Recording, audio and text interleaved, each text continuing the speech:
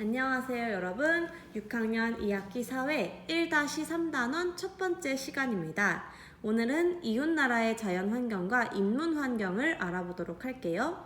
오늘 교과서에서 말하는 이웃나라는 지리적으로 우리나라의 근처에 인접해 있는 나라들을 지칭하는 걸로 공부할게요.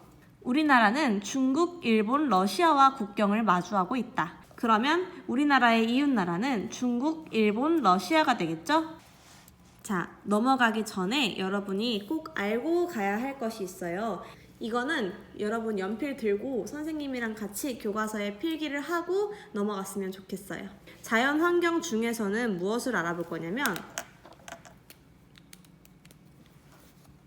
우선 위치. 이거는 어디까지나 우리나라 기준의 위치예요. 우리나라의 어느 쪽에 위치하고 있느냐를 알아볼 거고요. 그 다음 크기를 알아볼 거예요.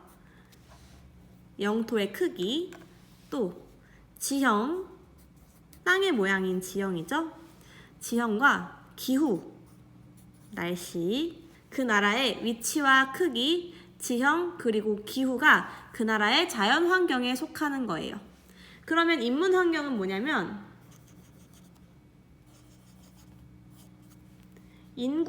인구가 얼마만큼인지, 어디에 살고 있는지, 또 산업, 어떤 산업이 왜 발달했는지, 어디에 발달했는지, 그거를 인문환경으로 해서 공부할 거예요. 자연환경은 위치, 크기, 지형, 기후, 인문환경은 인구나 산업, 이렇게 잘 머릿속에 구분을 해놓고 넘어가야 여러분이 공부하기 훨씬 쉬울 거예요. 그러면 이렇게 필기를 하시고 넘어갈게요. 60쪽을 펴세요. 첫 번째 주자는 중국이에요. 중국. 자, 선생님이 아까 1번으로 위치와 크기, 2번 지형, 3번 기후, 4번은 인구랑 산업 등의 인문적 특성이라고 통틀어서 말할게요. 그러면 1번부터 3번까지는 자연환경이고요. 4번은 인문환경이 되겠죠?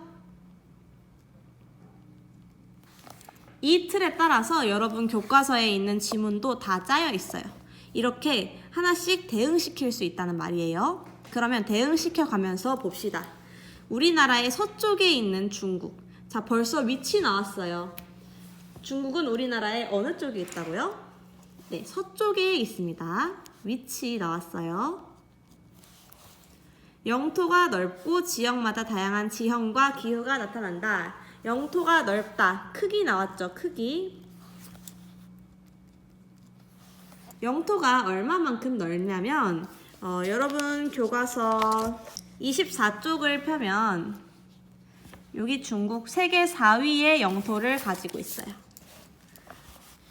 크기는 세계 4위. 굉장히 크죠? 우리나라에 무려 44배나 된대요. 선생님이랑 같이 필기하면서 보세요. 어떤 지형과 기후가 나타나는지 알려주겠죠, 이제. 서쪽에서 동쪽으로 갈수록 지형이 낮아진대요. 그 말은 옆에서 봤을 때, 중국 땅덩어리를 옆에서 봤을 때 왼쪽이 서쪽, 오른쪽이 동쪽인데 서쪽에서 동쪽으로 갈수록 낮아진다는 얘기예요. 높이가. 60쪽. 이 지도 그림을 보면 알 수 있을 거예요. 자, 이렇게 갈색인 부분은요, 산이라는 얘기예요. 높은 지대라는 얘기예요. 그 다음에 이렇게 초록색이라는 얘기는 낮은 평야라는 말이에요. 말도 보면 여기는 초록색 부분은 둥베이 평야, 화베이 평야, 화중 평야, 화난 평야 이렇게 나와 있고요. 이쪽은 히말라야 산맥, 시장 고원, 고원은 높은 지대를 말합니다. 쿤룬 산맥, 여기는 텐산 산맥, 치렌 산맥, 친린 산맥까지 높은 지대가 서쪽에 있고요. 낮은 지대는 동쪽에 있어요. 그래서 이렇게 서쪽에서 동쪽으로 갈수록 지형이 낮아지는 거예요. 동부 지역 바닷가에 주요 항구와 대도시가 있다. 이쪽은 바닷가가 있는데요. 바닷가에 항구 도시가 발달한대요. 그러면 지형이 낮아지며 까지는 지형이 되겠죠, 지형. 지형 나왔어요. 동쪽으로 갈수록 낮아지는 거. 그러면 기후는 어디를 보면 알 수 있냐면 여러분 사회과 부도 66, 67쪽 한번 볼게요. 기후.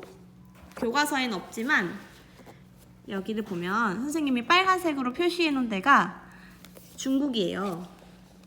중국 국경선을 선생님이 표시를 해놨는데 이거는 기후도고요. 그때 교과서에서 배운 것처럼 노란색이 건조기후, 점점점점점점 돼 있는 게 고산기후, 파란색이 냉대, 여기 진한 파란색은 한대, 초록색은 온대기후예요. 딱 중국을 보니까 굉장히 다양한 기후들이 나타나요.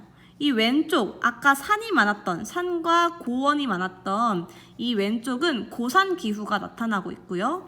오른쪽에 평야가 많았던 곳은 온대기후가 나타나고 있어요. 그리고 여기는 건조기후도 나타나고 있어요.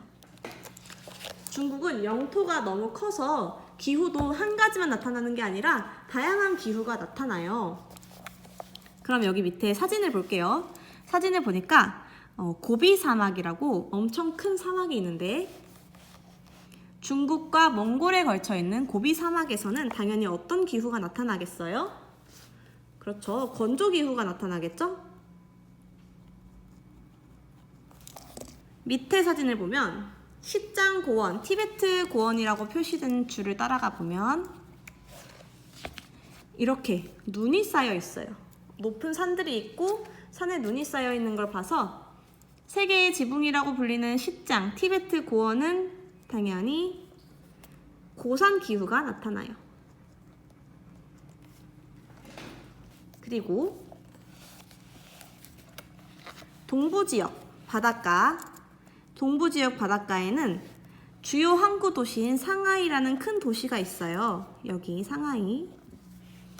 그리고 이쪽은 평야가 발달했고 강이 있어요. 황허강과 양쯔강이라는 큰 강이 있기 때문에 사람들이 여기서 강 주변에 모여 살면서 산업을 많이 발전시켜서 중국의 수도인 베이징도 동쪽에 있어요. 마저 읽을게요. 동부 지역 바닷가에 주요 항구와 대도시가 몰려있다는 건 사람이 동부에 많이 산다는 얘기겠죠? 왜? 온대 기후에서 평야에서 살기가 좋기 때문에. 중국은 세계에서 인구가 가장 많고 여러 가지 산업이 발달했다. 자, 이 줄은 인문적 특성을 말해주고 있어요. 중국은 세계 인구 1위예요. 그리고 산업도 여러 가지가 발달했어요. 이거는 인문적 특성이라고 할 수 있죠.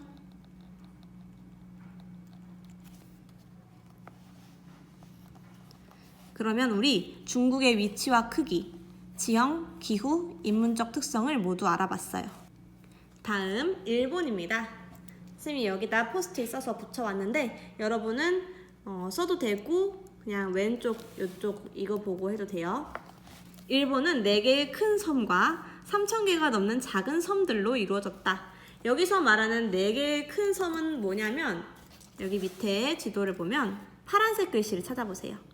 홋카이도, 혼슈, 시코쿠, 규슈 이렇게 4개가 큰 섬이고요. 나머지 섬들은 다 작은 섬들이에요. 3,000개가 넘는 작은 섬들이 모여있다 보니까 해안선이 복잡해져요. 여기 적을게요.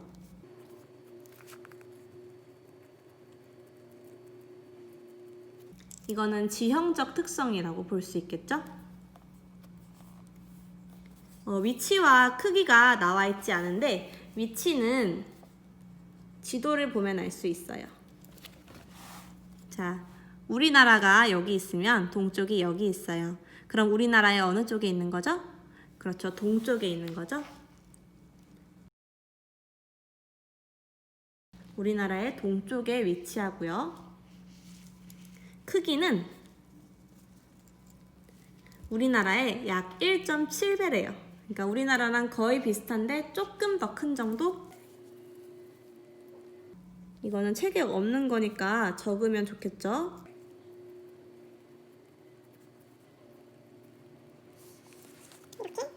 국토 대부분이 산지이며 화산이 많고 지진 활동이 활발하다.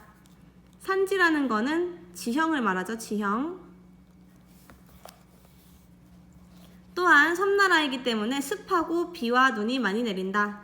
여기는 기후를 뜻하죠. 그러면 지형도 나왔고 기후도 나왔어요. 마지막 인문적 특성이 여기 나옵니다. 원료 수입과 제품 수출에 유리한 태평양 연안에 따라 공업 지역이 발달했다. 이 부분은 인문적 특징.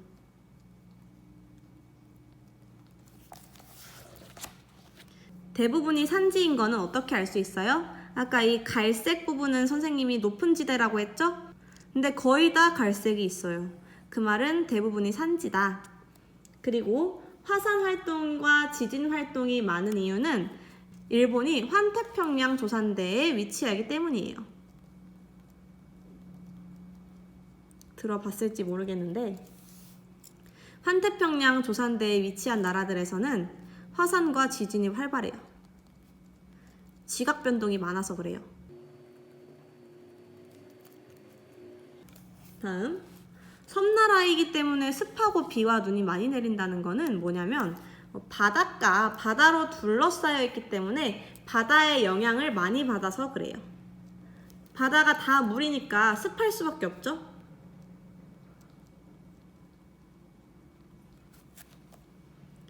그리고 기후를 보자면 다시 사회과 부도 66, 67쪽 볼게요. 아이고, 안쪽에 있어서 잘 안 보이는데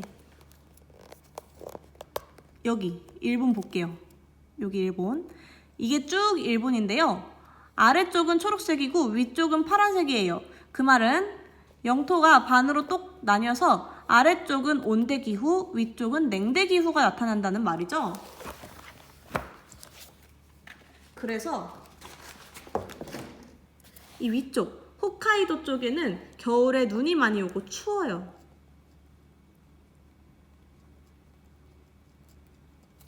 눈이 많이 내리고요. 밑에 규슈 쪽에는요, 열대 기후에서 자라는 나무가 자랄 만큼 덥고 비가 많이 온대요. 사진 볼게요. 후쿠시마현. 2011년에 지진이 발생해서 피해가 굉장히 컸대요. 그래서 그 원전 터진 것도 후쿠시마죠?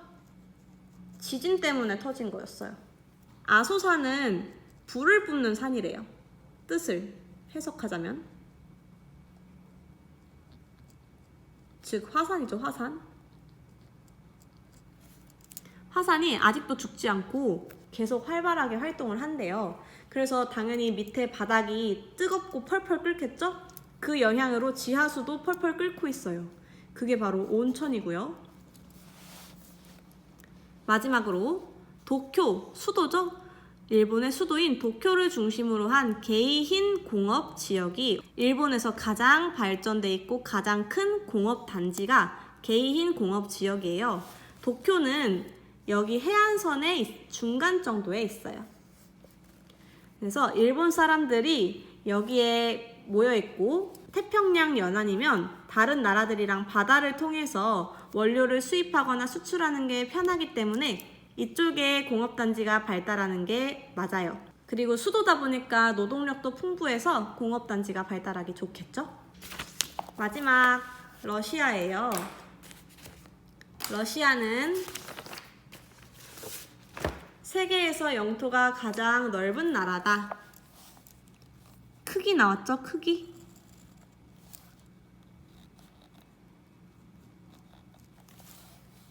러시아의 면적은요, 한반도의 78배래요. 그리고 세계 1위예요. 세계에서 가장 넓어요. 우리 지구 전체 육지의 7분의 1이나 차지한대요. 러시아 영토가. 너무 넓어서 아시아랑 유럽에 걸쳐 있기까지 해요. 자, 크기 나왔고요. 위치는 없는데 적을게요. 대한민국의 어느 쪽? 북쪽에 있어요. 그쵸? 여기가 한국이면 여기가 러시아니까 북쪽. 위도가 높아서 냉대기후가 널리 나타난다. 기후 나왔어요. 기후. 동부는 주로 고원과 산악지대이며, 자, 이제 여기부터는 지형 나오죠? 서부는 평원이 넓게 자리한다. 여기도 중국처럼 영토가 너무 넓다 보니까 지형도 다르게 나타나는데요. 지형은 중국이랑 반대라고 보면 되겠어요. 중국은 아까 서쪽이 높고 동쪽이 낮았죠. 근데 러시아는 동부가 높고 서부가 평야가 있어서 낮아요. 여기 지도만 봐도 알 수 있어요. 여기는 약간 산지 갈색이고 여기는 평원이기 때문에 녹색. 대부분의 인구가 서남부 지역에 집중해 있다. 여기부터 인문 환경 나옵니다. 산업이 발달했다. 그런데 러시아에는 냉대 기후만 나타나는 것이 아니라 건조 기후도 나타나고 한대 기후도 나타나요. 영토가 큰 나라들의 특징이 기후도 다양하고 지형도 다양하다는 거예요.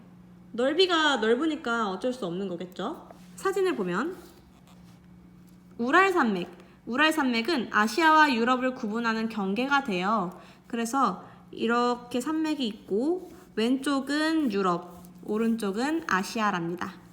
다음 여기 보면 세계 여러 나라에 수출되는 천연가스. 러시아는요, 매장되어 있는 천연 자원이 엄청나요.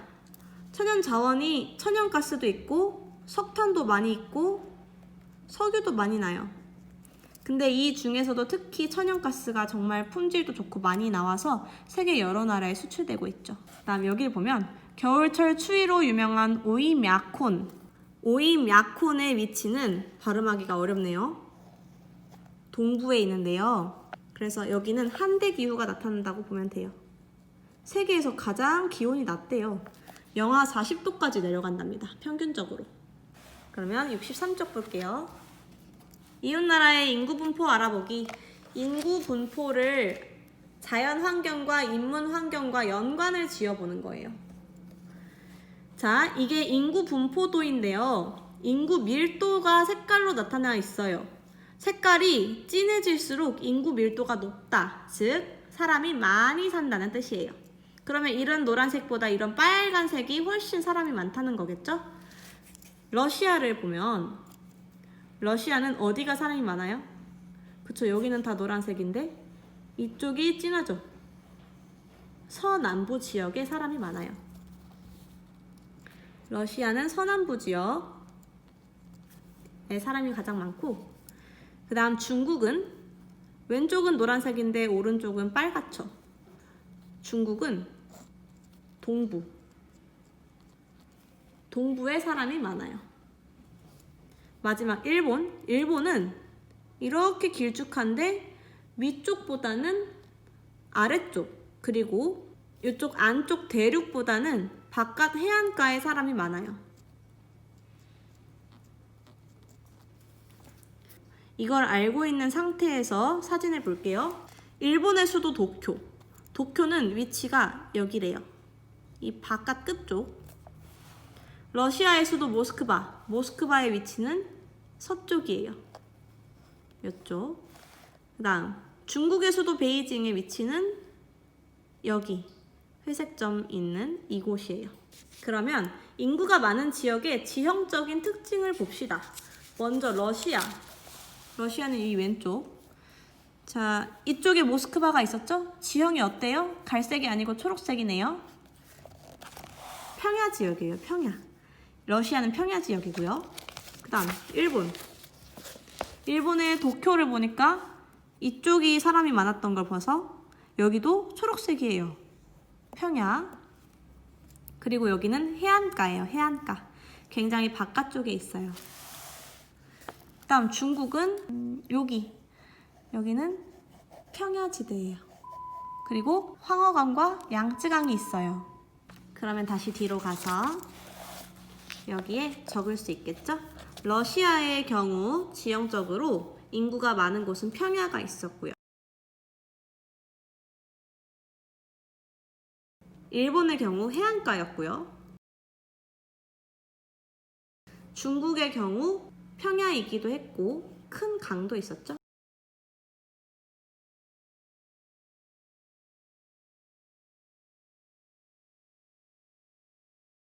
2번. 이웃나라의 기후를 살펴보면 인구가 많은 지역의 기후 특징을 써봅시다. 기후는 사회과 부도 66쪽. 인구가 많은 지역. 자, 중국의 경우 이쪽 초록색이었고요. 온대. 일본의 경우도 이쪽 해안가 온대.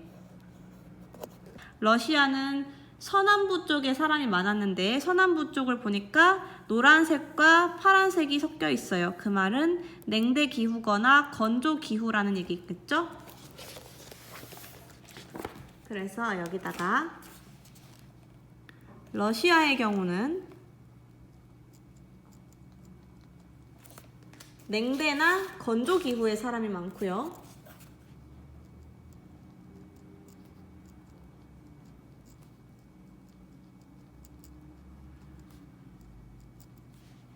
일본과 중국의 경우는 온대기후 지역에 인구가 많다 라고 적으면 됩니다.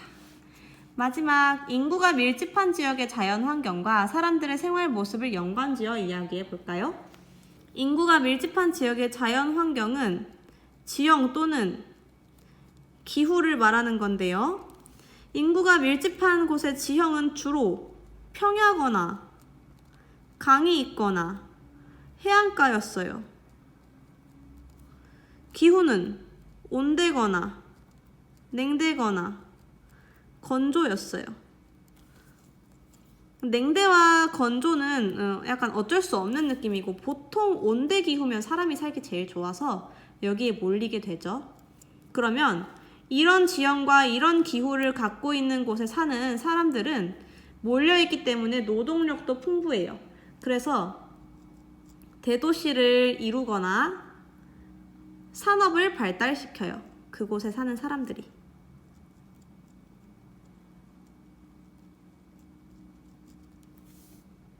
또 사람이 밀집해 있기 때문에 가까운 나라와 교류가 활발해져요. 인근 국가와 교류가 활발해진다. 인구가 많은 곳은 대도시와 산업이 발달하는 게 당연하죠. 그리고 국가들과 교류도 활발해지고요. 그러면 인구가 많을수록 더 발전하는 거. 우리나라로 치면 서울, 수도는 인구가 많고 가장 발전된 곳일 수밖에 없으니까요. 그쵸? 자, 그럼 63쪽까지 여기 다 적고 공책 정리를 하면서 오늘 배운 내용을 좀 체계적으로 정리해 보도록 할게요. 자, 제목을 적었고요. 가장 중요한 첫 번째, 자연 환경은 무엇을 말하는 것이고 인문 환경은 무엇을 말하는지를 먼저 적을게요. 자, 이렇게 정리했습니다. 자연 환경에는 위치 크기, 지형, 기후를 알아봤고 인문 환경에는 인구 밀도, 산업 발달 이렇게 알아봤어요. 그러면 첫 번째로 중국의 자연 환경과 인문 환경을 이 위의 기준에 맞춰서 정리해 볼게요. 자, 이렇게 중국을 정리했어요. 지금 일시정지 해놓고 필기하세요. 중국의 위치, 크기, 지형, 기후까지는 자연환경, 인문환경은 따로 인구와 산업. 이렇게 초록색으로 쓴 글씨는 반드시 외워야 되는 건 아니지만 알고 있으면 좋은 거, 이해에 도움이 되는 거예요. 분홍색으로 쓴 글씨가 핵심이고요. 다음은 일본 써볼게요. 자, 이렇게 일본도 정리했습니다. 일본의 위치와 크기, 지형, 기후, 또 일본의 공업 발달, 산업 발달까지 정리했어요. 일시정지하고 씁시다. 마지막으로는 러시아를 하고 마무리할게요. 자, 마지막 러시아까지 다 적었습니다. 여기도 일시정지 해놓고 필기합시다. 이제부터는 선생님이 위에서부터 쭉 내려올 테니까 필요한 곳에서 멈추도록 하세요.